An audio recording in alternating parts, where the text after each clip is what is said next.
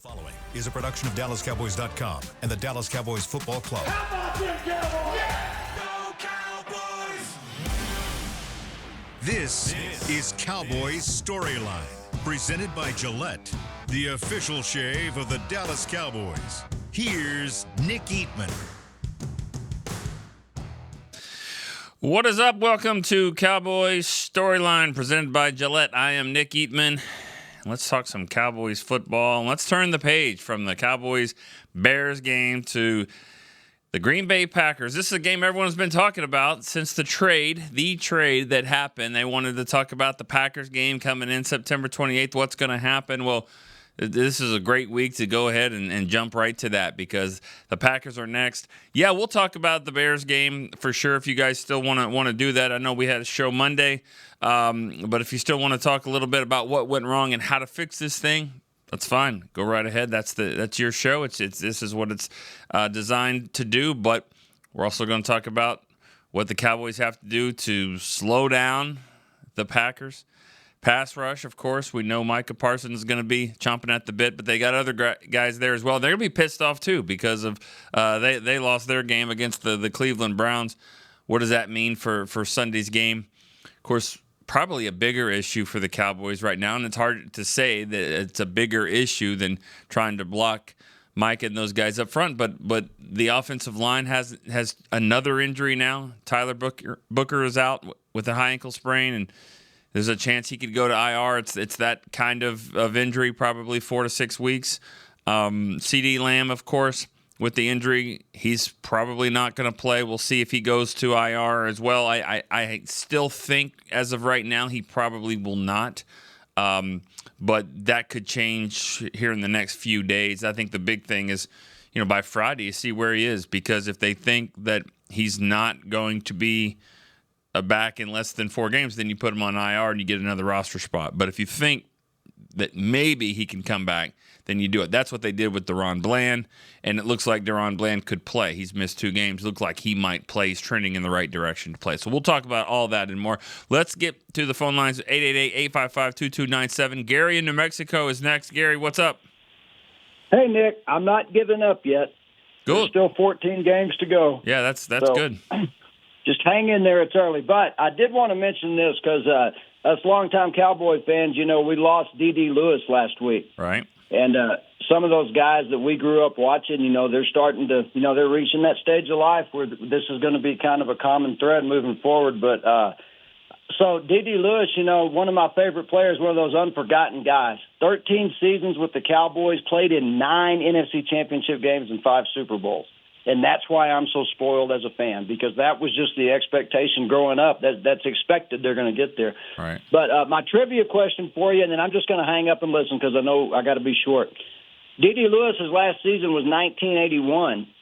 The next year, the Cowboys gave his number to a rookie linebacker from an Ivy League school. Who was it? Jeff Rohr?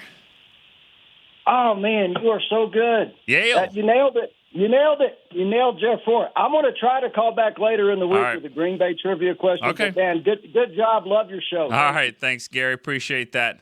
Good stuff. Forgot about old Jeff Rohr from Yale. That's right. Lester in Minnesota is next. Good morning, Nick. How you doing, Lester? I'm doing all right, man. I got 2 things I want to say. First of all, I looked at our defense and our defensive players out there.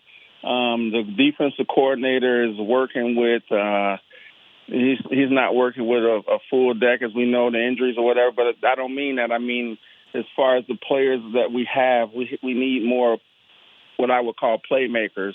I know we can't fix it this year. I understand that, but we need to look at that. But my main point I want to make is I don't understand why we had CD Lamb running the ball at all in any time. If we have a running game now, that's our best player, maybe our second best player on the whole team. He's a receiver.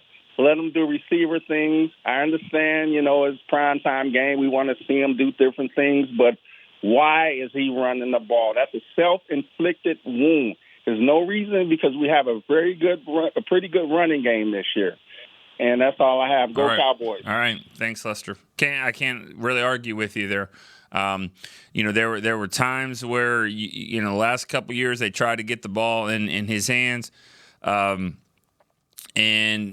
I just don't feel the need to do that in that area. And I've heard the argument back and forth. I've heard people say, well, receivers catch the ball, and I mean, running backs catch the ball.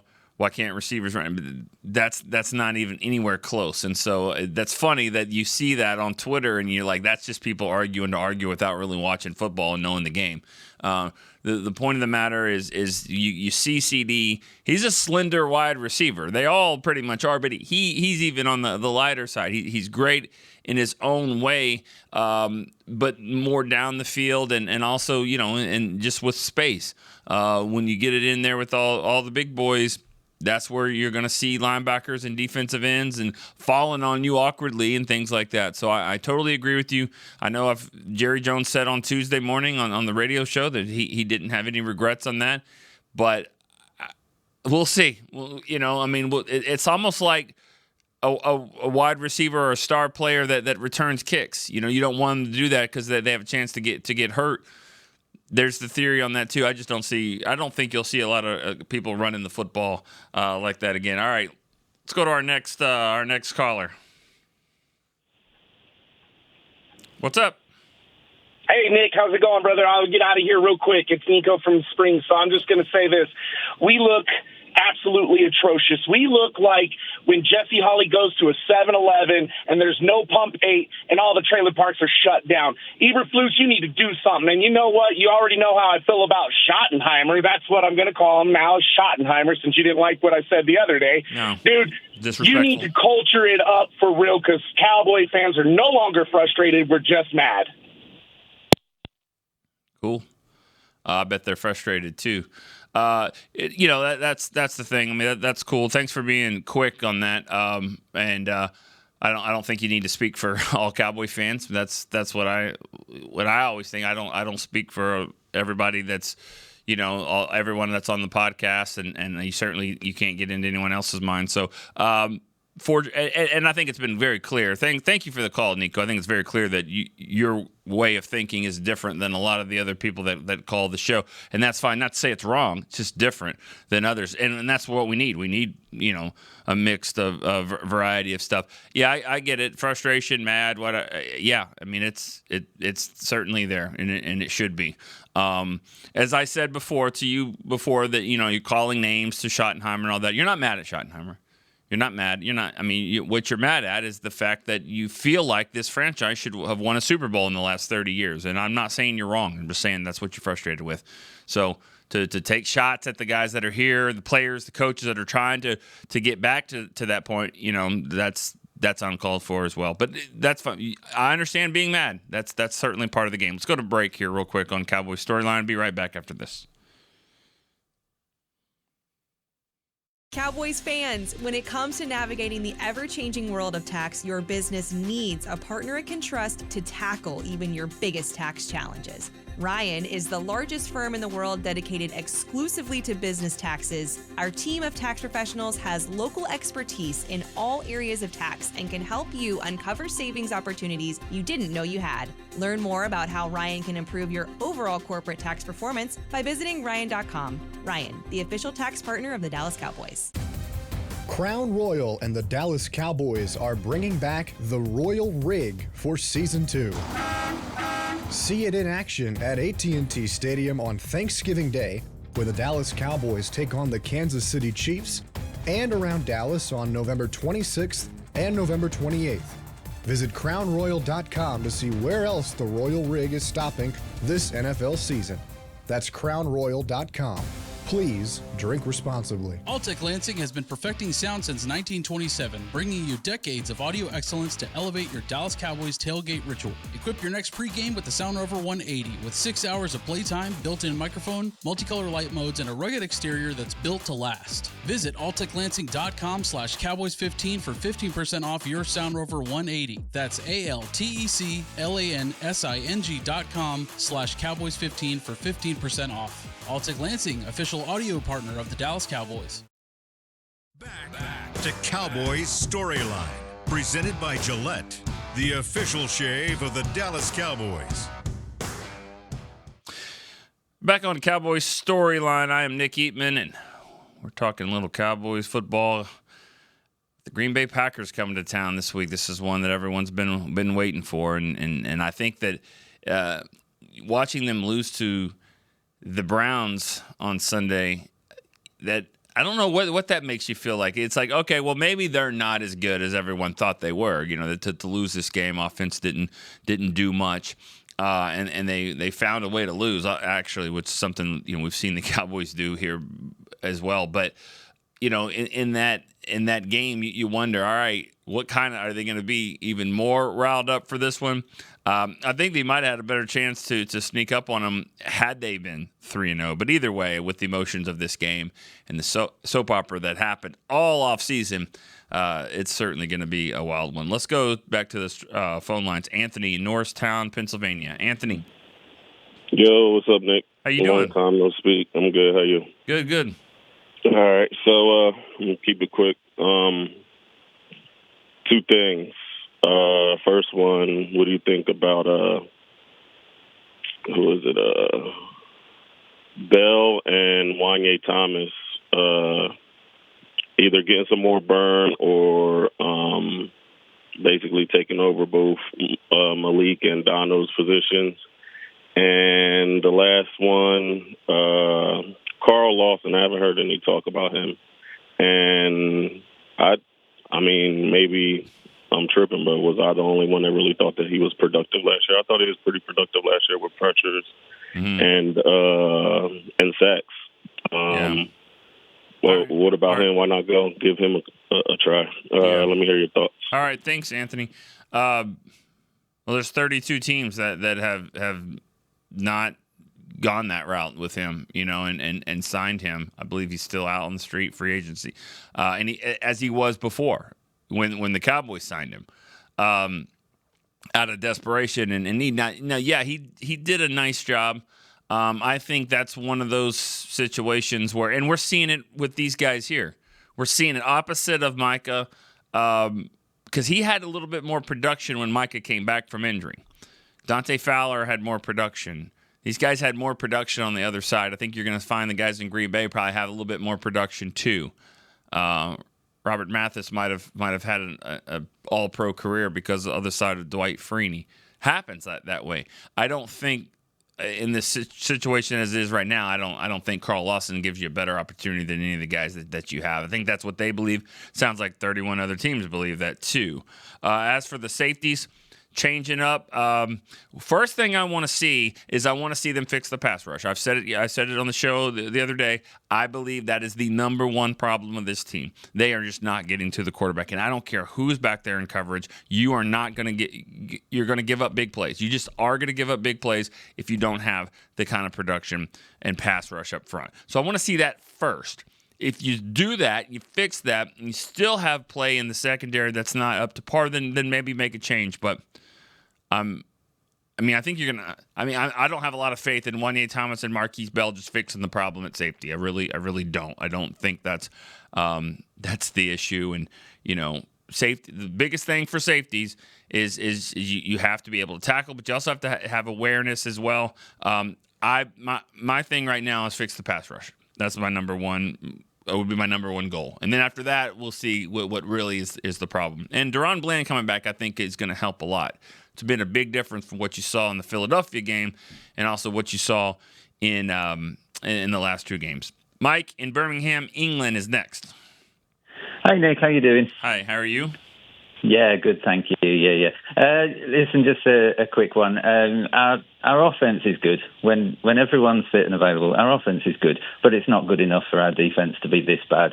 Dak's going to have to put up 30 to 40 points every week for us to win a game at this rate. But you warned us, Nick, because when we were back months ago debating whether McCarthy should stay or not, you said when a new head coach starts, it's very rarely brilliant from the get-go. So we knew what this season was likely to be. We knew we had too many holes to fill. Now people are getting injured. I don't believe we're as bad as we saw on Sunday night. And just last thing, I heard people and I read online people calling for Eberflus to go.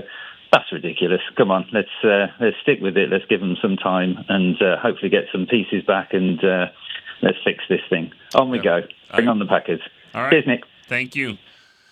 Yeah, I think that, and that's probably the way the Cowboys are going to operate here. Let's see what happens when he gets a little bit more pieces there. Not only did you lose arguably the best defensive player in football, the highest paid defensive player in football, and there's no doubt about that, which he was going to be here anyways. That's not the point. It's but you lose him, and you've gained a run stopper. And Kenny Clark, solid to really good run stopper, but that's certainly not. It's not dynamic, a dynamic piece of your defense. And then to lose Deron Bland for a couple of games, Overshown's another guy that I think is a dynamic player that can help. So let's let them. Not only did he lose something, but he's lost a couple of others. But still, scheme-wise, there's problems there. There's issues with how they're communicating. They've got to figure this out. And I say it all the time. They've got to be better during the week. They've got to be better in meetings. They've got to be better in practice because it is very, very apparent when they go on the field that they are struggling. They struggle early in games. There's too many first-half points that they're allowing. That shows to me that the preparation isn't as good as it needs to be. It's not like they're just making adjustments. The Eagles went up and down the field. The Giants had a lot of success there in the first half. Didn't score a lot of points, but they moved the ball. They had a lot of success. And of course the Bears did as well, 24 points, most that they've given up. First half. So that means in the first half, everything that's happening during the week is not working for the Cowboys. So that's got to be fixed. All right, let's go Jack in New Mexico. Jack. Mr. Eatman, long time trying to get into your show. Followed you forever. Lifelong Cowboy fan, and I thought Gary from New Mexico needed some company. All right. So now you have Jack from New Mexico. All right. Hey, thanks. First time caller. There we go. Here we go. Let's go. Let's do it. All right, Nick. I got a short question. This offensive holding. I tried to call a bunch last year. Micah was getting held on every single play. I think it's gotten to the point where the defensive players are so fast and strong, they're letting the offensive linemen hold because you can't stop them without that. What I'd like you to do sometime, Nick, and I don't know whether you can do it or not, is get either Woody or Nate, one of your guests on the show, and just do a real simple explanation of what is holding and what isn't. I mean, there was some times last year they almost pulled Micah's jersey off and it didn't get called. Yeah.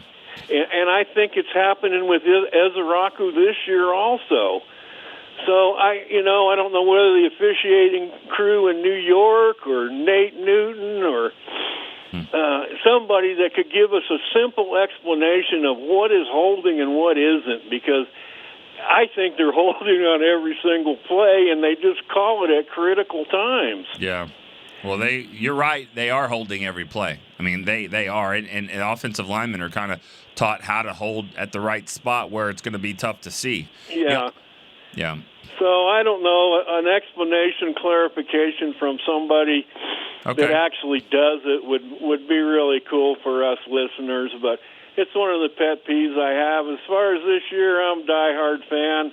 I know it's been a little bit ugly, but I'm Cowboys to the end. Right. They'll get it together and win a few games. Yeah, I agree. All right, Jack, thanks for the call. Thanks for joining the Storyline family. It's our first time caller for him. A couple of calls from New Mexico already in this show, so good work out there. I do believe that there's holding on every play. That's part of it. I also believe that the defenders are really trying to get, Academy Awards as well. I mean, that's part of it too. I mean, if you hold a little bit, they got their arms flailing and head back and all that stuff, which slows them down too. So it's almost like they are trying to get a call, just like receivers do sometimes with PI. They're trying to get a call more than they're trying to kind of go make the play. When they feel like they can't make the play, then they put their arms up and their head back and probably yell and scream if you could hear that. But that's probably a big part of it as well. And it always seems like a holding is at the worst time because it's 10 yards. I mean, it's a 10-yard penalty and wipes out whatever play you just had. So usually it comes at the worst moment. All right, let's go to break here again on Cowboys Storyline. I'll be right back after this. All right, Cowboys fans, this one's for you. Gillette's Best Shave has a new look this season, and they've got one that sticked out in Cowboys colors just for us. We're going to want to run, not walk to this one, y'all. The new Gillette Labs official Dallas Cowboys licensed razor isn't just Gillette's Best Shave. With 50% longer lasting blades than Fusion, it's the best a Cowboys fan can get. Get it while you can at Gillette.com/NFL. Gillette's Best Shave is also available as heated. Discover Aiden, the official luggage partner of the Dallas Cowboys and Dallas Cowboys cheerleaders. Known for top-tier engineering and craftsmanship, Aiden offers more than just bags. Originating from Australia and designed in New York, it merges fashion, design, and culture. Used by Dallas Cowboys players, staff, and the entire organization, Aiden provides style and functionality for all travelers. Visit AidenTheBrand.com and use code AidenXCowboys for 25% off your purchase. Travel like your favorite stars with Aiden. Back to Cowboys Storyline, presented by Gillette, the official shave of the Dallas Cowboys. All right, back here on Cowboys Storyline, I'm Nick Eatman. We have a chance to go for a few minutes here with try to get as many callers as we can. Let's go to KC in LA. What's up, KC? Hey, Nick. How's it going? Great. How are you? It's been better. I was worried about this game before all the injuries on offense, but the lack of pass rush is really starting to worry me. At what point do you think they might just bail on trying to get something good to help that and just move the resources towards next year, or try to bolster that and see if we can make a run? Not feeling great, though. All right. I'm trying to be positive. All right. Well, I get it. It's not easy to be positive at this point, but they're 1-2. There's some good football teams out there that are 1-2. I think the Chiefs are 1-2. I think the Ravens are 1-2. I get they've lost to, they've looked better and they're 1-2 than the guy. I get that, but they're still in the same spot, and then they're gonna have to get this thing turned around. You're asking, when do you shift the focus and say, all right, this isn't really going to work this year? It's probably the trade deadline. That's probably about that time. I believe it's in early November now, but that's probably when you say, all right, well, can't make a move anyways, and it almost is what it is. But you're not giving up on the season. You're just it's more about, all right, this is what we have, and we've got to make it work. And if there's somebody out there on the market, then you go for that. But for the most part, it's not. What's going on with New Mexico? I mean, seriously, Sam in Albuquerque, New Mexico is next. Sam. Hey, how you doing? Good. How are you? You guys are just taking over the show, which is great. Man, I try to call all the time. I've been trying to call to respond to something that Rob from Vegas said for the last couple of weeks, so it's tough to get in. Uh-oh. So. But so my thing is, so I, like most people, probably halfway agree with Rob. He was talking about trading picks and I don't think our team's there. And I think trading those first-round picks for these next couple drafts is like the worst mistake we could make, because these next two drafts are going to be really big. I think they have a lot of talent coming out of college. Okay. Go ahead. Yeah. Oh, but the thing that I was talking more recently is, I really don't want to see Elam anymore. He drives me nuts. And I think that from what I saw from the All-22 is that on the flea flicker, it looked like we were in cover 3, and everybody is getting on Hooker, which he played horrible. But also, if you see Elam, he steps up. So, like, why are you in cover 3 and trying to play the run from corner position when they're running in the middle? It made no sense. Yeah. So I think Bland coming back will help us there. I would like to see the younger safeties in there as well, like everybody else is saying. But corner is killing us, and I'm actually not mad at Stewart. I think he's playing pretty well. And I'm also tired of seeing 13 coming off the edge, but he's shooting inside every single time, and it's just he's not effective anymore. I'd love to see more Nealon. And, I mean, like everybody else, Houston is the guy, but trading those draft picks would be horrible for us right now. I actually think Flus is okay. I think the guys aren't doing what he's asking to do, and I think he tried to give everybody what they wanted, blitzed a little bit, played some man. We give up another touchdown. I think nothing's working right now, and I think it's the guys on the field, not the coaches as much. Okay. All right. Thanks for the call, Sam. Different take. That's and more players than coaches. This is one of those where it's probably both. I mean, there's a combination of both where they're not mixing well. They're not taking to the coaching, and maybe the coaching isn't asking the players to do what they do the best. But they've got to play. Those players have to play better. And a guy like Dante Fowler, I mean, he's a veteran that had a great year last year in Washington, obviously with Dan Quinn. But they saw something that thought he could still be a playmaker, and so far it just hasn't been. It hasn't been that guy. As for trading picks, I've said it all along. You trade a guy.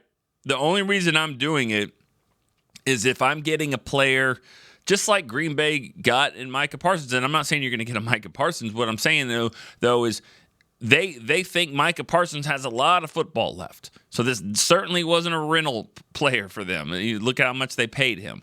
So it would be a situation like that.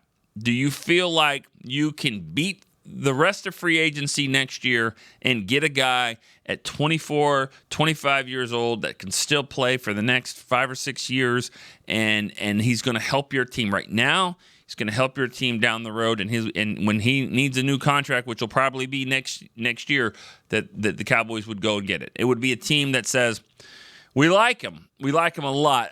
I don't think he wants to be here, and I don't think we're going to be able to sign him. So let's get something for him better than a comp pick in 2 years. Let's get something for him now, and we don't have to pay the money. And that would be the only thing that I would say, yeah, let's do that. But it has to be somebody that's a part of your team that's going to fill some needs this year and in years to come. Phone lines are open here at Cowboys Storyline, which is rare. Everyone talks all the time about they can't get in, and the lines are open. So to do that, let me go with a text question here. Brian from Kansas City from the text line says, if you're making the decision, who are you starting linebackers this week? Keep Murray, replace Sanborn with Leofau. That's what he thinks. I'm fine with that. Sanborn hasn't really done much of anything, and I'm fine with putting Leofau in. I mean, I don't think he sets the world on fire when he's in there either. I don't think anybody has played that great. I wanted to see a little bit more sample size, and now we've seen it. We've seen 3 games. We've seen running quarterbacks. We've seen guys that kind of run. We've seen deep ball throwers. We've seen a little bit of everything in 3 games, and so far that hasn't been great. But your linebackers are kind of the product of everything else, and I still think it's certainly your pass rush is a problem, and your secondary is a problem too. Linebackers are third out of 3, but they're still, they still can be better. All right, Ronnie in New Jersey's on the line. Ronnie, what's up? Ronnie, what's up, man? All right, let's end that call. Let's see if we can go. Chris, we got the next caller. Is Brian ready? He's ready. Yeah, I'm here, man. Hey, how you doing? Was that your text? Yeah. I never hear you say the phone lines are open anymore. It's been, just been a long time. I was like, so I was just going to text in today because I figured I'd let other people get in, Well, but they're open. So yeah, I hear you. So what's your take on the wide receiver question? How do you piece it together if you're the one making the decision? how do you piece it together with, how do you use Turpin slightly differently than you were using him before? Do you ask Pickens to run different routes than he would run if he's the 2? Give me an idea of what you think about that. And obviously we'll see on Sunday, what actually happens. Thanks, Nick. They'll tell you that they don't change anything. Thanks for the call. They won't change anything. That's what they're going to tell you. That's why you practice. That's why you have the 2s come in. And you're not going to change necessarily the routes and all that, but I mean, obviously there's going to be adjustments. There's adjustments made with what these receivers do. Pickens is going to do what he does. He might have more coverage than he's used to seeing, so that's that's going to be something for him. This is a big time for him because we've heard 1A, 1B, right? Well, and he's going to be a free. He's a free agent next year. And he's obviously going to get a big contract. And he's got the same agent as Micah. So that's going to be interesting, obviously. This is an opportunity for him to prove that he's going to get, when you get that kind of money, you're going to be asking for starter money. So what happens when you are the guy? That's what teams want to know. That's what they're going to try to pay for. It's what the Cowboys are going to, want to pay for as well. So this is a big moment for him. And I think part of that frustration of him throwing his helmet down and being all upset was part of that, knowing that he's got the pressure on him. He's got the pressure. He's got to go out there and make some plays. So as to your question, though, about, what else happens here, I mean, man, you would like to have a little bit more depth. Mingo comes back. He should be back after this game. I think he's on the PUP list, so or I'm sorry, he's on IR, just 4-week IR to return, and so this would be his 4 games. He should be able to come back after this game, which sounds like CD will miss 2 to 3 weeks, maybe more. We'll see. I mean, he may go to IR, but he may not. But as for this game, you're going to have a lot of Turpin, you have a lot of Tolbert. Flanoy is going to get in there, and then we'll see. I would imagine Jalen Brooks could step up in this situation. He's played. He's been on the field before. Maybe you want to put one of the other young guys, Holden. But I believe because of special teams, you're going to need more special teams help, and I think Jalen Brooks should probably be able to help you there. All right. It's been a while here from Bruce in Houston. Bruce. Hey, Nick. Yeah, I was telling Chris, it has been a minute. I've been super busy and had a family death, so anyway, it's been tough. But sorry to hear that. But thank you, Nick. I agreed with the Micah trade. I mean, because you just can't, because of the cap ramifications of it, you just couldn't have that much money on 3 guys. So I would have liked to have got another starter, but we didn't. So it is. I wouldn't trade any of those picks. I'd maybe move them up. Use one of them to move up in the draft. And the way they're playing now, the MO on Dallas is obviously throw it deep. And that was kind of my question. Do you think it's a scheme thing with Eberflus, or can they not play man, or are they just not healthy enough, or do we not have the players for it? And that's kind of my question for you. But, I'm a Cowboy fan since Tom Landry, Roger Staubach days, so I hope they do turn it around. And what's so sad is they finally had a pretty good running game. I mean, Williams is playing really, really good, and they were balanced. Now they're going to have to try to score 30 because they're going to give up 30. You know what I mean? But maybe if you can answer that question, I don't know if they just don't have the players for it, because these players were here before. Yeah. I don't know if Diggs will be staying around next year because of his contract. And, anyway, if you can comment on that. Good talking to you, All Nick. Right. Have Thanks. a good one. Appreciate it. Yeah, I mean, it's still early to find out exactly what the major problem is scheme versus players. As I said a few callers ago, I mean, let's don't rule out both. And especially the combination of both. Just think about people that toxic relationships. I'm not saying this is one, but it's like, these two, they're just not good together. You know what I mean? They're pretty good over here, and they're pretty good, but together they're not good. And that might be a situation we're finding out here, that this scheme versus the players you have isn't the best match. And so the best coaches are the ones that figure out the scheme and the play calls around the players. So that's what I look at is the coaches have to fix this, and believe me, when you ride the charter like we do every game, every road game, and you see where we sit and you see all the people in front of you, we got a lot of coaches on this team, and I'm sure Chris will agree with that. There's about 30 coaches out here.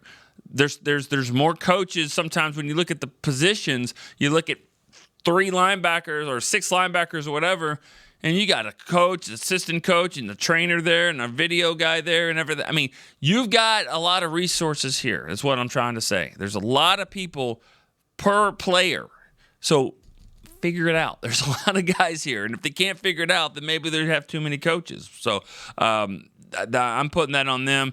That's for the draft picks. I mean, if like I said, if something comes along great, that's going to be great for down the road, just like a draft pick is, then go for it. So, all right, let's go to Randy. It's in Wichita, Kansas. Randy, what's up? Hey, Nick. Thanks for taking my call. First-time caller. Right. There we go. Here we go. Just, piggyback on what you were just saying about being on the plane, and you are able to see things, obviously, we can't. I'm trying to buy in to this culture. I've been a fan for 30-plus years. Okay. And it's always the same thing, no matter who the coach is, no matter who the players are. We always run into the same problems. So trying to buy into Shoddy and what he's doing, Jerry making comments after the trade about doing things different, trying to buy into that. So I don't really have a take necessarily. I just want to see what your take is on being able to ride this out and believing that the Cowboys can actually finally get to where we've been wanting to get for 30 years. Yeah. All right. I'll hang up and listen. All right. Thanks, Randy. I mean, like I view it differently as far as it looks the same and all that. Like nothing looks the same, like to me. And I know that if you want to be, if fans want to be simplistic and say it's always the same, because someone in the last 30 years has held that trophy up and it's not the Cowboys, so therefore it's the same. See, I don't look at it that way at all. No game's the same. No injury's the same. No year's the same. Nothing is the same. So I that's my take right there. If you feel like the operation is always the same, like the same type of stuff, same strategy, same plan all the time, I'll say this year is something you've not seen before. You haven't seen the Cowboys since 1989.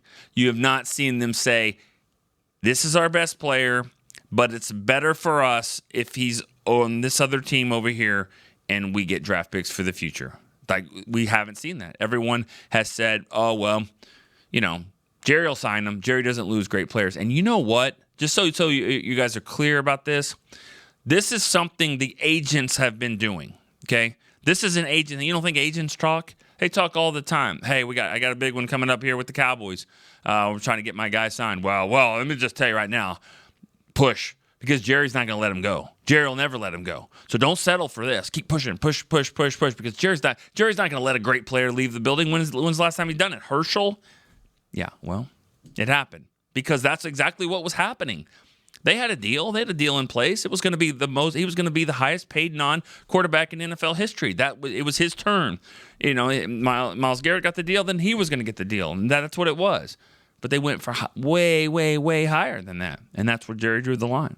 So you want to say things are different? There's a difference right there. That's a difference for him saying, you know what, as great as this football player is, and he's never going to be playing better than he's going to play Sunday night. You just be ready for that one. So, but as great as that is, it wasn't worth sacrificing what he wanted to sacrifice. And all this crap about Micah was, he was a team guy and he missed it. No, he's not. Micah's a me guy. It was always about Micah. Ever since he was at Penn State and he said, no, I'm gonna opt out of this last year, COVID year. I'm gonna wait for the draft, which is fine. He's not the only player that did it. But what does that tell you about him? You know what I mean? And I've said it over and over. I've seen him pissed, after a win because he didn't get a sack. I've seen him pretty okay and upbeat after a loss because he got 2.5. He's different. And so they didn't want to pay him $47 million. 41 was kind of drawing the line, but I mean, more than that, they didn't want to do it. So if you want your difference, there was your difference. Cowboys said, no, we're going to draw the line here. This we're going to let him go, and we're going to think about the future more than think about what this decision is right now. All right, Big Mel in Dallas, Georgia. Yes, how you doing, man? First time caller for sure. I know Dallas, Georgia. I haven't said before. You know, some of my coworkers think I bought a house there just because I'm a fan of the Cowboys. Well, hold on. Did you? No. Okay. So what came first? Your Dallas Cowboy fandom or living in Dallas, Georgia? Oh no! I'm actually out of New Jersey, but I've been down here since 2007. So, but I've been a fan since the 70s, man. All right, cool. What you got, man? What you got for me? Hey, man, if we keep having these historically bad games, do you think they will eventually start to rest like Dak and other players like that at caliber? You think that'll ever happen? What, resting them like what we saw like at the end of the game? Exactly. Yeah, man. I mean, it's a long season, and you got to be smart about it. And you get in the game, and you're trying to do what? Come back and score a little bit. And they got backups in the game that are trying to prove themselves. So they're still going to try to get there and hit the quarterback and all that kind of stuff. So, I mean, yeah, it happens. I mean, I know Dak wasn't happy to be out of the game, but I think he understood it. So it's got to be the right situation. But, I mean, you got anything else? Because I have another point on that. You have anything else? No, that's right. Pretty much it, man. All right. I appreciate getting through, man. No doubt. And finally talking to you. All right, Big Mel. Love it. All right. Dallas, Georgia, right there.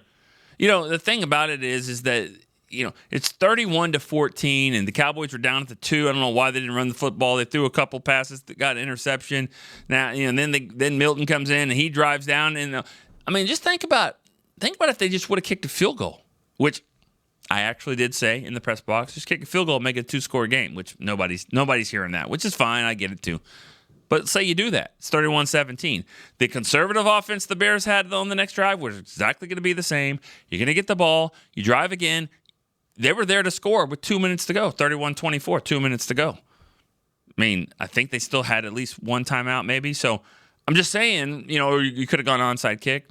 So it's funny. It's very rare that you're really, really out of a game. I mean, it just doesn't happen much. All right, Rick in Webster, Massachusetts is our last caller. Rick, what's up? Hey, Nick, how you doing? Good. How are you? All right. I know that probably Eberflus is the head coach or the coach of the defense. Wouldn't Shoddy, being the head coach, say, hey, I want you to throw in some, blitzes throughout the game, just to do that and see how things go. Or switch it up, maybe play half zone, half man part of the game and see how that goes. Because you were getting blown up by zone. Why don't we try to see if man works? Yeah, I mean, you're right. You're right about that. And always mix it up. Thanks for the call, Rick. Even if things were going super great. Okay, let's say you're pitching a shutout. You always say, if it ain't broke, don't fix it, and don't get too crazy. But you always should mix things up. I mean, if you keep doing the same thing, that's why this offense versus defense, these coordinators, it's always a chess match. It's it's just like baseball. You know what I mean? Sometimes you throw a fastball, sometimes you throw a curve. I mean, if it's just fastball all the time, you're going to give up home runs. It's when are you doing it? When are you picking your spots? He thinks this, so I'm going to do this. But I think he thinks that he thinks this, but I think this. That's what it is, and that's what they've got to figure it out. So, and Shoddy as the head coach, he can come in and say, hey, how about some more blitzes here, coach?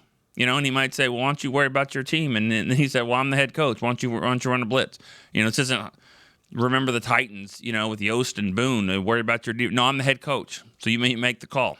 Now, I'm not saying he goes in there and grabs the offensive players and say, you blitz all night, maybe, or at least some of it. All right, let's go to one more break here on Cowboy Storyline. Be right back after this. All right, Cowboys fans, this one's for you. Gillette's Best Shave has a new look this season, and they've got one that's sticked out in Cowboys colors just for us. We're going to want to run, not walk to this one, y'all. The new Gillette Labs official Dallas Cowboys licensed razor isn't just Gillette's best shave. With 50% longer lasting blades than Fusion, it's the best a Cowboys fan can get.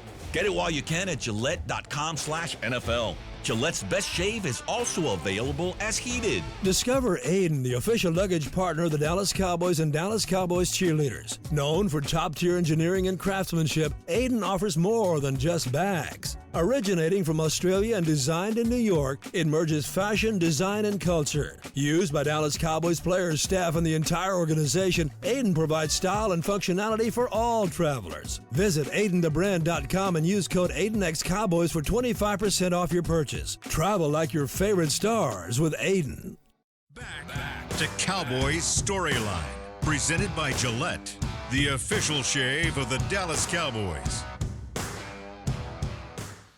All right, back here on Cowboys Storyline. You know, we do more than just phone calls. We take text line questions as well, and we've got one from Mike in Boston. He said, after watching Sunday's game, I hope they don't trade any first-round picks to bring in a pass rusher. I think we keep the 2 first-round picks, go defense in next year's draft, and literally we sign George Pickens. Our offense will be fine. Literally devote the draft to defense. We'll see about that with Pickens, about signing him. I mean, this is a good opportunity for him with CD being out for at least one game, maybe a couple more. He has a chance to show what he can do as the number 1 receiver. So this will determine whether or not Cowboys want to sign him or other teams want to sign him. So it's a big audition moment for him. And as for, trading next year's picks, again, one more time, it's if there is an opportunity to get ahead of free agency, get a young player that's going to be here for a few years, I'm totally fine with that. I'd be fine with trading. Now, I'd like to trade Green Bay's pick more than the Cowboys, but that's kind of the way it is. But by doing that, I think that you certainly have an opportunity to get a player in here that'll be more than just this year. So if that makes sense, then I'd be fine with that. And then knowing that you would have to sign them. But right now, they're 1-2.